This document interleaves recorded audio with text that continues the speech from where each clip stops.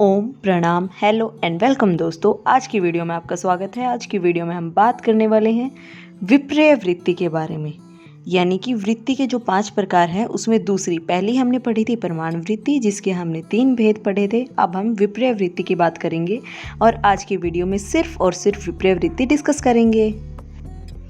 तो विपर्य वृत्ति, विपर्य का तात्पर्य मिथ्या ज्ञान से है। मिथ्या ज्ञान को ही विपर्य कहा जाता है।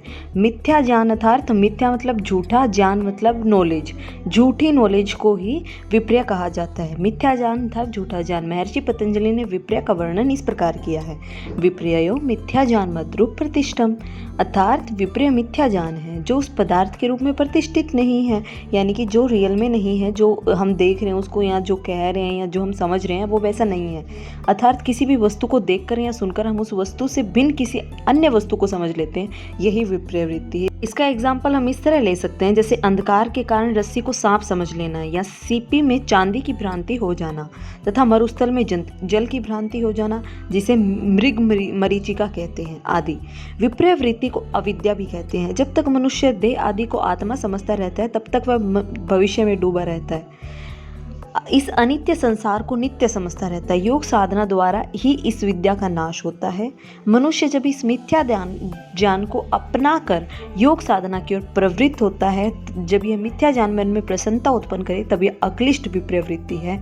जैसे कि मिट्टी के पार्थिव में प्राण प्रतिष्ठित शिव का रूप देखकर पूजा आराधना करना, जिससे चित्त शांत व प्रसन्न होता है। वही अब जब यह वृत्ति संसार व भोगों की तरफ प्रवृत्त होती है, तब यह क्लिष्ट वृत्ति हो जाती है, जिससे मन में दुख व भय उत्पन्न होता है। जैसे कि इसका एग्जाम्पल जो हमने बताया कि रस्सी को सांप समझ लेना, वो रियल में वो नहीं है।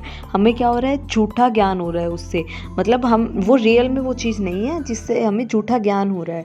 वो इसी तरह हमें और भी बहुत सारी गलत नॉलेज हो जाती है, जिसके कारण हम गलत समझ लेते हैं उस चीज़ को। वो रियल में ऐसी नहीं होती जो हम समझ लेते हैं। जैसे रियल में तो रस्सी है, लेकिन हम समझ लेते हैं सांप, उसको रियल में नहीं होती। ठीक है, इसी तरह जो अविद्या इसमें बताई गई है, जो कि योग साधना से जिस अविद्या का नाश होता है, वो होता है कि जब तक मनुष्य देह आदि को आत्मा समझता रहता है, जब आत्मा और देह को एक ही चीज़ समझता रहता है तो झूठा ज्ञान है, पर वो रियल में नहीं है। आत्मा और देह एक चीज़ नहीं है। तो आत्मा अलग है, देह अलग है, उसको अलग अलग समझना ही रियल नॉलेज है। वो रियल में आत्मा अलग है और देह अलग है, और योग साधना के द्वारा इस अविद्या का नाश होता है। योग साधना के द्वारा हमें पता चलता है कि देह अलग है और आत्मा अलग है। तो ये जो हम समझे, ये हुआ अक्लिष्ट विपर्य वृत्ति है। तो ये भी वृत्ति, लेकिन ये अक्लिष्ट हुई, जो कि अक्लिष्ट मतलब जो कि सुख उत्पन्न करती है। वो वाली वृत्ति क्या हुई, मनुष्य जब इस मिथ्या ज्ञान को अपनाकर योग साधना की ओर प्रवृत्त होता है, तो उसे ये जो मिथ्या ज्ञान है ना, ये भी प्रसन्नता उत्पन्न करता है कि आत्मा और देह एक चीज़ है, चलो कोई नहीं, मान लिया। लेकिन उसके बाद योग साधना में चला गया, तो उसके बाद वो धीरे धीरे उसकी अविद्या का नाश हो जाएगा।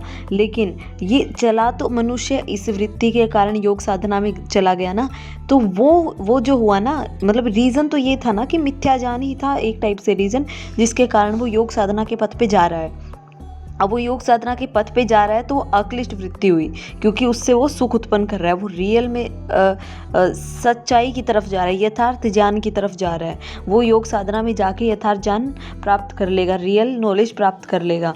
लेकिन अगर इसी उसके कारण कि देह और आत्मा तो एक ही चीज़ है, और वो संसार के भोगों को भोगता रहता है, यानी कि संसार में ही फंसा रहता है, जन्म मरण के बंधनों में ही फंसा रहेगा, फिर वो तो क्लिष्ट वृत्ति हो जाएगी।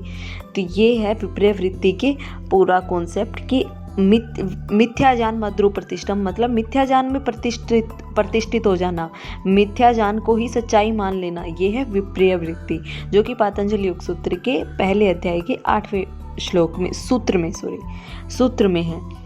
तो आज की वीडियो यहीं एंड करते हैं दोस्तों। कल की वीडियो के लिए चैनल को सब्सक्राइब करके बेल आइकन ऑन कर लीजिए, ताकि आपको कल यानी कि अगली वृत्ति के बारे में नॉलेज जाननी है। तो मिलते कल की वीडियो में, तब तक के लिए ओम प्रणाम, ध्यान रखिएगा अपना।